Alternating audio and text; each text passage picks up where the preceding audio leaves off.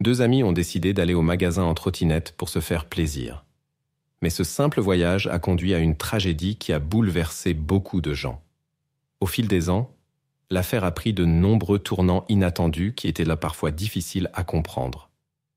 La fin de cette histoire était totalement imprévisible. Michaela Garecht est née le 24 janvier 1979 à Oakland, Californie. Elle était le premier enfant tant attendu de la famille. Les parents ont essayé pendant 5 ans d'avoir un enfant avant d'y parvenir. Peu après la naissance de Michaela, la famille s'est agrandie avec 2 autres enfants et a déménagé dans la banlieue tranquille de Hayward. Cet endroit était calme et idéal pour la vie paisible d'une grande famille. Michaela était une enfant joyeuse. Elle aimait jouer avec son frère et sa sœur et passait beaucoup de temps avec sa meilleure amie, Katrina. Les filles vivaient presque en face l'une de l'autre, donc elles se retrouvaient souvent et jouaient près de leur maison. Le 19 novembre 1988, elle et Katrina couraient entre leurs maisons, essayant différents costumes pour un spectacle scolaire. Les deux étaient de très bonne humeur car les premiers jours de vacances pour Thanksgiving avaient recommencé. Vers 10 heures du matin, le père de Catherine lui a donné 5 $ pour qu'elle puisse acheter des bonbons. Les filles, pleines d'enthousiasme, sont allées chez Michaela pour demander à sa mère la permission d'aller au magasin le plus proche, qui se trouvait à moins d'1 kilomètre. La mère de Michaela a accepté à contre-cœur, car les filles n'étaient jamais allées au magasin sans adultes ou amis plus âgés. Cependant, après les supplications insistantes de Michaela, elle leur a donné la permission à condition qu'elles rentrent immédiatement après leurs achats. La mère de Michaela s'inquiétait toujours pour sa sécurité, car Michaela était son premier enfant tant attendu, dont la naissance était considérée par les parents comme un miracle. Ce jour-là, la femme a décidé qu'il ne se passerait rien de grave, car le magasin n'était qu'à quelques centaines de mètres de la maison, et les filles avaient prévu d'y aller en trottinette. Michaela a couru chercher 2 trottinettes, la sienne et celle de son frère. Les amis sont allés au magasin, ont laissé les trottinettes à l'extérieur et sont entrés pour faire leurs achats. En sortant du magasin, les filles ont commencé à parler et ont oublié les trottinettes. Elles se sont dirigées vers la maison, mais se sont vite souvenues des trottinettes et sont retournées à l'endroit où elles les avaient laissées. À leur surprise, la trottinette de Michaela n'était plus là. Elles pensèrent que quelqu'un avait pu la déplacer et ont décidé de chercher autour du magasin. Michaela a parcouru le parking et a vite aperçu sa trottinette à côté d'une voiture garée près de là. Elle s'est approchée, mais après quelques secondes, Catherine a entendu un bruit fort. Catherine a couru en arrière et a vu un homme inconnu essayant d'emporter Michaela. L'homme s'est rapidement mis au volant et est parti. Sous le choc, Catherine a couru dans le magasin et a raconté à la vendeuse ce qui s'était passé. La vendeuse a immédiatement appelé la police et les agents sont arrivés en quelques minutes. Puis, elle a appelé le père de Michaela et lui a raconté ce qui s'était passé. Le père de Michaela est arrivé immédiatement avec le père de Catherine au magasin où les enquêteurs travaillaient déjà. Il a également dit à sa femme de rester à la maison près du téléphone et d'attendre un appel de la police. Les enquêteurs avaient de nombreuses tâches à accomplir. Il s'est avéré qu'il n'y avait pas de caméra de surveillance près du magasin et que le seul témoin était Catherine, qui était sous le choc et pouvait à peine parler. Alors son père l'a ramenée à la maison. Les agents ont également parlé à la caissière du magasin, qui a donné les premières informations importantes. La femme a raconté que peu de temps avant l'incident, un homme suspect était devant le magasin. Il s'était garé et était sorti de la voiture, mais n'était pas entré. Un homme, au lieu d'entrer dans le bâtiment, a fait le tour du bâtiment, a regardé par les fenêtres et a observé les passants. La caissière a remarqué son comportement suspect et a pensé qu'il tramait quelque chose de mauvais. Selon sa déclaration, c'était un homme blanc, d'environ 30 ans, avec une grande moustache. Il conduisait une vieille voiture rouge foncé, mais elle n'a pas pu reconnaître le modèle ni la plaque d'immatriculation. Sur la base de sa description, la police a créé un portrait robot du suspect et l'a diffusé dans tous les journaux et chaînes de télévision. Dès le début, la nouvelle de l'incident s'est propagée dans la ville et au-delà. Les gens étaient choqués que quelque chose comme ça puisse se produire en plein centre-ville, en plein jour. La description de l'homme et de sa voiture a été transmise à des centaines de policiers dans tout le district, qui ont commencé à arrêter toutes les voitures similaires dans l'espoir de trouver Michaela. Les enquêteurs ont envoyé le scooter pour un examen médico-légal, supposant que le suspect aurait pu remarquer Michaela et Katrina lorsqu'ils se dirigeaient vers le magasin, et a délibérément apporté un des scooters à la porte arrière de sa voiture pour mettre en œuvre son plan. Ces empreintes digitales pourraient être restées sur le scooter. Les médecins légistes ont confirmé cette supposition en trouvant une empreinte qui n'appartenait à aucun membre de la famille de Katrina et qui ne correspondait clairement pas à Michaela. Le problème était cependant que l'empreinte était incomplète. Les experts n'ont réussi à obtenir qu'environ 10% de l'empreinte complète, ce qui a rendu la tâche considérablement plus difficile. À cette époque, ce n'était pas suffisant pour rechercher dans les bases de données, et la police ne pouvait espérer qu'une comparaison directe avec les suspects. Le soir, le FBI a rejoint l'enquête. À Hayward et dans les villes environnantes, les cas de personnes disparues se multipliaient et ils ont immédiatement suspecté un lien avec cette affaire. Malgré la participation du FBI et la couverture médiatique active, ils n'ont pas pu se rapprocher de la résolution de l'affaire. Les parents de Michaela étaient très tristes, surtout sa mère, qui se sentait responsable de ce qui s'était passé. Elle se souvenait d'un détail étrange qui l'inquiétait. Une semaine avant la disparition, elle s'était réveillée tôt le matin et avait vu sa fille à la table de la salle à manger dans la cuisine. C'était inhabituel, car la fille ne se levait généralement pas si tôt. À la question de sa mère sur la raison pour laquelle elle ne dormait pas, Michaela avait répondu qu'elle écrivait un poème, mais n'avait donné aucun détail car elle était très somnolente. Après quelques questions de la mère, elle avait expliqué qu'elle s'était réveillée à cause d'un bruit dans le grenier et avait décidé d'écrire un poème sur les personnes coincées dans les greniers. Michaela ajouta que son œuvre était dédiée à ceux qui y passent beaucoup de temps. La mère fut surprise d'entendre cela de sa fille à ce moment-là, mais après sa disparition, cela lui sembla mystique. La femme conclut que Michaela, sans le savoir, avait prédit son propre destin. Dans les 2 premiers jours suivant la disparition, la police fit tout son possible pour trouver le suspect ou sa voiture et ratissa la ville, mais sans succès. Ils se rappelèrent alors de Katrina, qui ne pouvait presque pas témoigner à cause du choc. Après 2 jours de recherche, ils décidèrent qu'il était temps d'aller chez elle. Une tournure inattendue les attendait là-bas. Katrina, qui avait vu l'incident et la personne, donna une description complètement différente.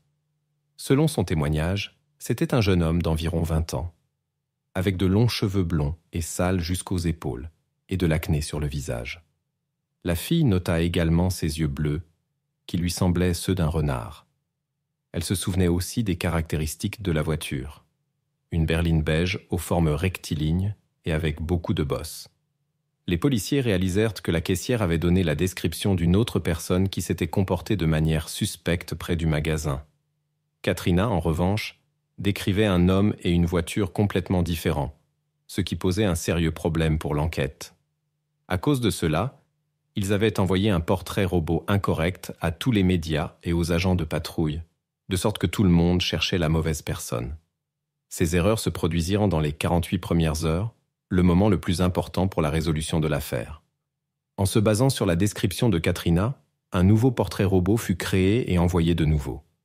La police commença aussi à rechercher des hommes avec des antécédents criminels dans cette zone. Des dizaines de volontaires se joignirent aux recherches, ratissèrent les maisons et interrogèrent les résidents. Des milliers de prospectus avec la photo de Michaela et une description de la situation furent distribués. Rien que dans les premiers jours, 42 000 prospectus furent distribués. Quelques jours plus tard, ils reçurent le premier indice important. 3 personnes qui se promenaient dans le grand parc national près de la ville contactèrent la police. Les randonneurs expérimentés remarquèrent des traces au sol et se rendirent compte qu'une paire de chaussures appartenait à un adulte et l'autre à un enfant. En les suivant, ils trouvèrent une couverture et des emballages de fast-food vides au milieu de la forêt. La police soupçonnait que les traces pouvaient appartenir à Michaela. Un profil psychologique élaboré par des experts du FBI suggérait également que l'auteur du crime choisirait probablement un endroit aussi éloigné que possible, compte tenu de la taille du parc et de sa proximité avec la ville. Cet endroit correspondait parfaitement à cette théorie. Les enquêteurs décidèrent de fouiller le parc avec toutes les ressources disponibles. Ils ratissèrent la zone à pied, tandis que des hélicoptères équipés de caméras thermiques scannaient la zone depuis les airs. Cependant, ces mesures ne donnèrent aucun résultat. Ils ne purent retrouver ni Michaela, ni aucune preuve.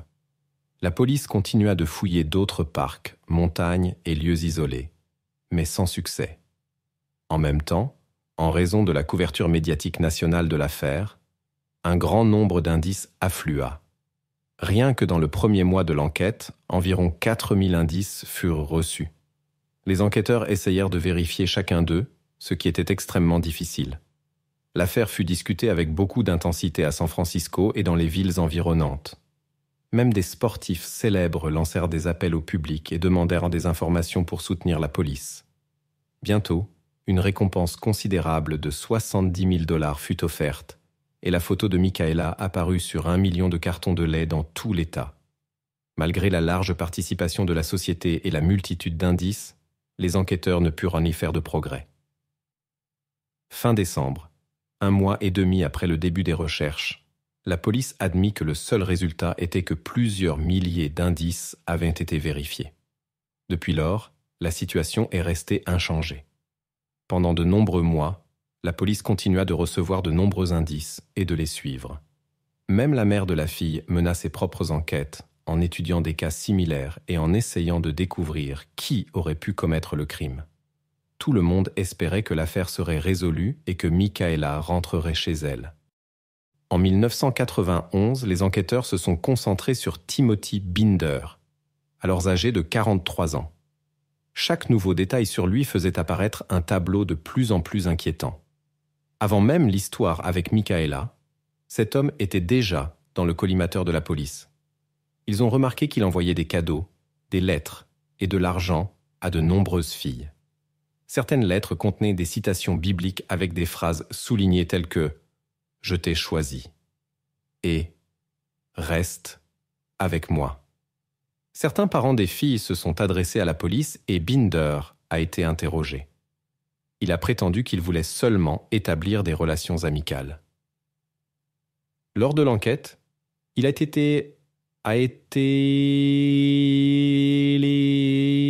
avait été licencié du service social au Colorado en 1985 pour avoir recueilli les adresses et les informations personnelles des clients, à qui il envoyait ensuite des cadeaux et des lettres.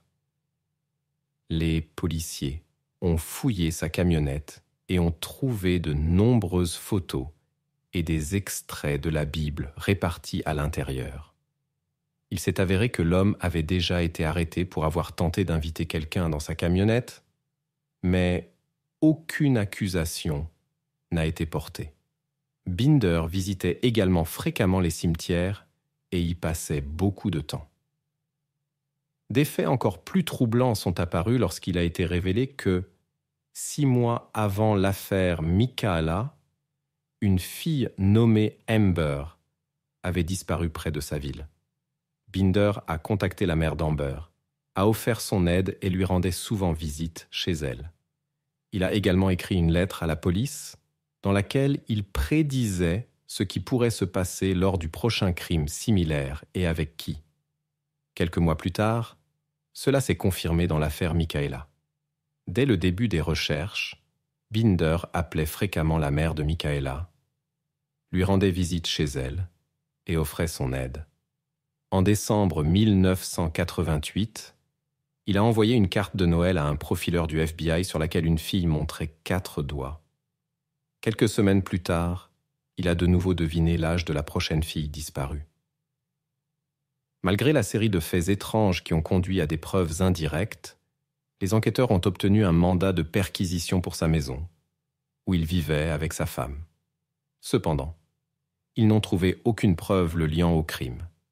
Lorsque des informations sur le comportement suspect de Binder ont été publiées dans les journaux, le public a commencé à le tenir responsable de tous les cas similaires dans la ville. Cela a compliqué sa vie, et lui et sa famille ont poursuivi les autorités municipales pour diffamation et ont gagné le procès. La police l'a surveillé pendant plusieurs mois, mais a finalement conclu qu'il ne pouvait le lier à aucun crime. Certains enquêteurs pensaient que bien que son comportement soit étrange, il n'était pas dangereux. En conséquence, la police s'est concentrée sur la recherche d'autres suspects. Une nouvelle piste sérieuse n'est apparue qu'en décembre 1992, 4 ans après l'affaire Michaela. Un détenu de l'Indiana purgeant une peine de 11 ans a contacté la police et a affirmé qu'il savait qui avait commis ce crime. Il a expliqué qu'il avait aidé à cacher des preuves dans le parc où des traces avaient été trouvées plus tard. Au début, les enquêteurs n'y ont pas prêté attention, mais le détenu a écrit une lettre à l'un des principaux journaux de San Francisco. Après la publication de son histoire, la police a été fortement critiquée. Sous la pression du public, ils ont décidé d'interroger le détenu, qui a promis non seulement de montrer l'emplacement des preuves, mais aussi de les conduire au coupable. Il a été amené en Californie et s'est rendu sur les lieux avec la police. Le détenu a affirmé que les preuves étaient enterrées dans un champ de glaïeuls, et les agents ont concentré tous leurs efforts sur cette zone. La recherche a duré de 8 heures du matin, jusqu'à ce que le détenu admette soudainement qu'il avait tout inventé. Il a expliqué qu'il voulait donner à la famille de Michaela l'occasion de tourner la page. Au lieu de cela, les proches de la jeune fille et la police se sont mis en colère. Le détenu a reçu 6 ans et demi de prison supplémentaire, ce qui a porté sa peine à près de 20 ans. De plus, il a été condamné à payer une indemnité de $6 000 à la famille de Michaela. Le prochain suspect est apparu en août 2000. La police a arrêté Curtis Anderson qui était soupçonné d'un crime similaire commis 1 an plus tôt à Vallejo. Il a avoué sa culpabilité et a été envoyé en prison, mais les enquêteurs soupçonnaient qu'il pourrait également être impliqué dans d'autres affaires. Cela n'a pas été confirmé pendant 7 ans, jusqu'à ce que Curtis contacte le FBI. L'homme, qui souffrait de graves problèmes de santé, a expliqué qu'il voulait avouer d'autres crimes. Selon lui, il était impliqué dans 13 autres incidents qui se sont produits à différents moments. L'un d'entre eux concernait Amber, qui avait disparu 6 mois avant Michaela. Curtis a donné des détails suffisamment précis pour que les enquêteurs concluent qu'il était effectivement impliqué. Cependant, il n'a pas été possible de prouver sa culpabilité, car aucune preuve physique n'a été trouvée. En ce qui concerne Michaela, Curtis a nié son implication, bien qu'il ait conduit une voiture correspondant à la description de Katrina à l'époque.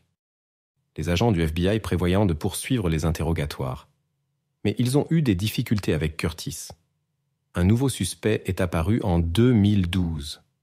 La police a reçu des informations d'un détenu qui affirmait que son codétenu, Loren Herzog, ressemblait beaucoup au portrait robot du suspect dans l'affaire Michaela. Les enquêteurs ont montré de l'intérêt, car Loren et son complice étaient déjà en prison pour d'autres crimes. Ils étaient en suspect dans 19 affaires. Mais seulement quelques-unes pouvaient être prouvées. 1 mois avant que le codétenu de Loren ne se rende à la police, la même chose était arrivée à Loren qu'à Curtis. Mais les enquêteurs ont quand même décidé de vérifier son implication. Les photos de jeunesse de Loren ressemblaient vraiment au portrait robot, mais des preuves supplémentaires étaient nécessaires. Il a été décidé de creuser un puits dans lequel Loren et son complice avaient caché des preuves. Ils ont trouvé plusieurs milliers d'objets qui ont été examinés par des experts. Il s'est avéré que ces preuves étaient liées aux affaires de 5 autres filles, mais aucune d'elles ne correspondait aux échantillons d'ADN de Michaela. Après avoir examiné d'autres puits, les policiers n'ont de nouveau trouvé aucune preuve de l'implication de Loren. Un nouvel indice est apparu en 2018.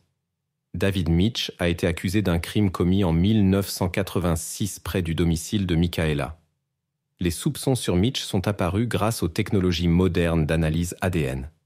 Après l'incident, du matériel biologique a été trouvé sous les ongles de 2 filles qui n'a pas pu être examiné à l'époque.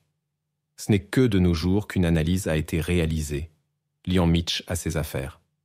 Au moment des nouvelles accusations, Mitch était déjà en prison. Les enquêteurs ont décidé de vérifier son implication dans l'affaire Michaela. Ils ont découvert que David se trouvait dans la même zone au moment de l'incident. Il correspondait également à la description de Katrina et possédait une voiture similaire.